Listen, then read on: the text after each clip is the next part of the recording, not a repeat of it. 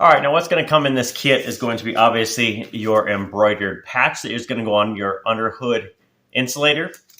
You're going to get 15 clips. Now these are meant to be replacements for any that's breaking or has broken when you're taking yours off. Or if you need to put a new one on, you can go ahead and get these, and these will go straight on.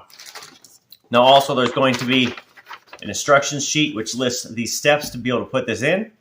And it's also going to have another sheet that just lists some of the other products from RPFC5 LLC. All right, so before we can really get to working on putting the patch on, the thing we need to do is take off our hood insulator. Now you're going to have two situations you're going to probably be dealing with. First will be either an insulator that's fresh out of the box from a supplier that you're going to go ahead and put your patch on prior to the insulator going on the hood.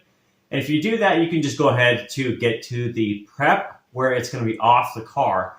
Now, if you're going to put one on, either remove a previous label or a previous decal here to put the patch on, or you just have a standard insulator on there now, but you want to put it on, you're probably going to want to take it off.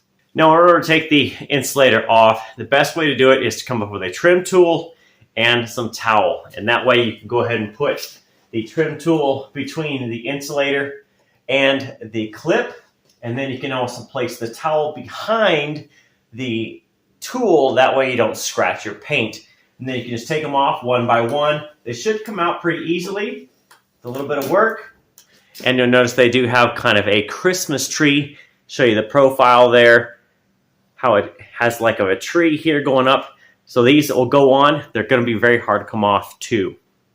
Now when you take these off, I would suggest working from the bottom of the insulator all the way to the top. Because remember, gravity is going to want to pull it off. So if you pull off the top piece, as you go down, it's going to start to sag out and down. So I would prefer to go from the bottom to the top and across the car. So maybe a couple here on the bottom right, bottom left, middle right, middle left, and just kind of work your way zigzag all the way up. Now once the insulator's loose from the car, go ahead and take it over to a workbench to where you can clean it and prep it for the new decal. Okay, so now that I have the hood liner off, you can go ahead and start getting ready for the new patch to go on. Now, I did have a vinyl decal on there from a previous owner, and really just using a heat gun with a little bit of temperature, this peeled right off. No big deal. You can kind of see it came off. Almost one big piece, a couple small tears, but nothing major.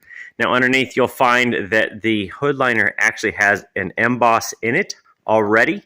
And that gives a great outline for your new patch to go on. Now we're going to go ahead and jump into step 2 on the instructions because I already have the hood liner off, which is step 1. Now this is going to be go ahead and prep it. With this, it says to use something like a soft brush. So I'm going to go ahead and use an old toothbrush, something I have here in the shop, just to kind of give it a little scrub to make sure there's no dirt on there. And then I can vacuum it off and then use some alcohol. I have 70% alcohol here in the shop, just to go ahead and wipe it to make sure I degrease it correctly. All right, so step 3 is going to be make sure that our area is completely dry after we wipe it down with alcohol. So we're good to go. I just use the same heat gun just to give it a little heat to evaporate off there. And now step 4 is going to be to place our embroidered liner patch up on the area to make sure this is going to fit the way we want. Now the easiest way I can find is in this area here, you kind of have 4 shapes coming together at this point. So I'm going to use that as my base. So you can kind of see under there where it's going to go. So if I just set that down in there, make sure your 2 tips are where they're supposed to be. You can also stand back and look to make sure that it is going to be lined up correctly. So you can see kind of your holes looking down there. That's going to be straight up and down where I want it to be on the insulator. Now that it fits, everything looks great. I can go ahead and remove the backing. I'm going to use my kind of the cross flags here as my starting point. Make sure my 2 pieces line up that way.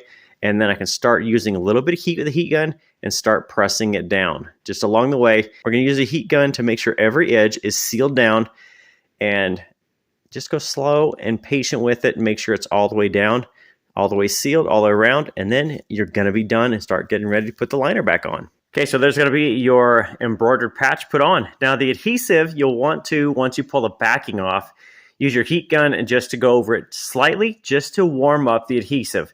Especially if your garage is a little cold like mine, you'll want the adhesive nice and tacky.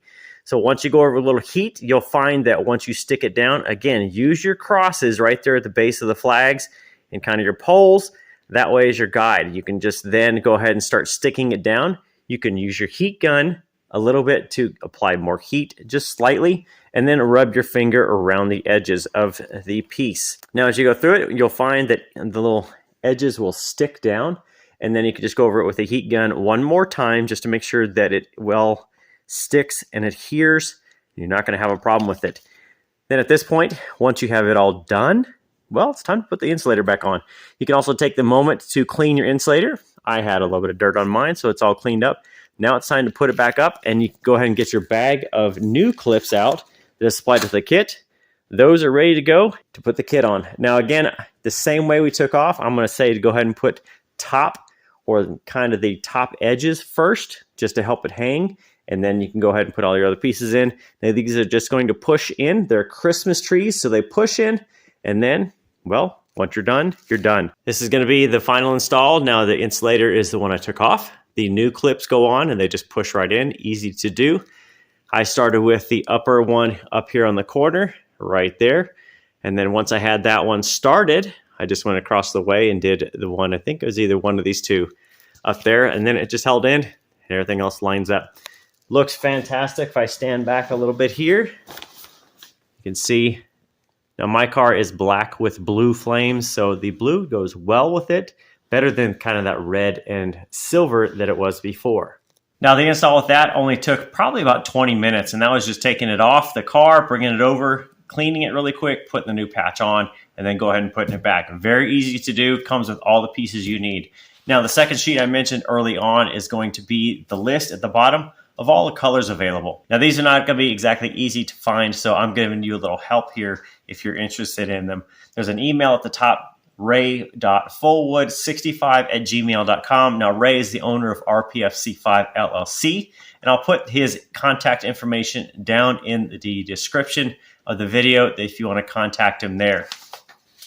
Now some of these available are just going to be, I'll let you know, a silver, a 50th anniversary edition, which is the 2003 model. You have a 2004 commemorative or Le Mans edition. So if you have something special, you can do one of those. Torch red, millennium yellow with red, all blue, and white and red flag. Now, of course, I put a blue on mine, the all blue, which matched my car a little bit better than the red and silver because I don't really have a red and silver theme. So if you're interested in that, again, check the video description, 20 minutes. They go on very, very simply. The kit is very easy to put on, and I think you're going to find the results are spectacular. I think they are. So with that, thanks for stopping here at Basin Motorsports. If you have any comments or questions, go ahead and leave them down in the comments section. Again, check the link in the video. If you're interested in buying one of these, you can contact Ray directly. Otherwise, we'll see you next time. And be sure to hit that like and subscribe button and check out the playlist for my Corvette. It may help you answer a few questions or inspire you to do a few things with your Corvette. We'll see you next time.